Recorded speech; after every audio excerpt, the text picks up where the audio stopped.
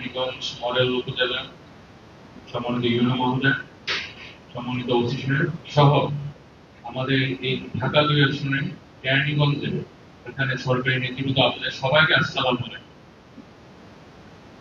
আমরা আজকে এখানে সবাই বসেছি দীর্ঘ 17 বছর পর, যে আমাদের যে কেরানীগঞ্জটা যে ল্যাকিংটা ছিল এটাকে পরিপূর্ণ করার জন্য।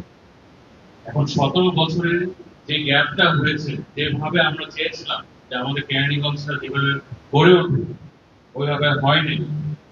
এখন আপনাদের কাছে আমার অনুরোধ যে যা হয়ে গেছে হয়ে গেছে, এখন থেকে আমাদের সবাইকে দায়িত্ব নিয়ে আমাদের এই কেরানীগঞ্জের জন্য, ঢাকা 2 আসনের জন্য সবাইকে কাজ করতে হবে। এই অনুরোধটা সবাই রাখবেন তো? কারণ মানে জীবনটা কিন্তু খুব ছোট। আজকে ধরেন আমরা বেঁচে আছি, 50 বছর পর কেউ থাকতে পারেন, কেউ থাকবো না, নাকি? তো 50 বছর পর আমাদের সন্তানরা, আমাদের ইয়াং জেনারেশন, তারা যেন বলে দিতে পারে যে না, এই সময় যারা আমাদের এখানে, আপনারা যারা বসে আছেন এই মঞ্চে বা আমাদের সামনে, এই ব্যক্তিরা যারা এখানে বসে আছে, আমরা কিছু করে যেতে পেরেছি আমাদের জ্ঞানী।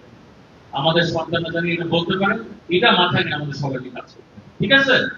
তো এটাই অনুরোধ আপনাদের সবার কাছে, আপনারা সবাই সহযোগিতা করবেন। ইনশাল্লাহ আমরা সবাই মিলে আমাদের এই কেরানীগঞ্জ ঢাকা 2 আসনকে একটি সন্ত্রাস মুক্ত, মাদক মুক্ত, নারী নির্যাতন মুক্ত, চাঁদাবাজ মুক্ত, ভূমি দখল মুক্ত একটি উন্নত এবং শিক্ষিত এলাকা গড়ে তুলবো ইনশাল্লাহ। আমাদের প্রধানমন্ত্রী সবাইকে ধন্যবাদ।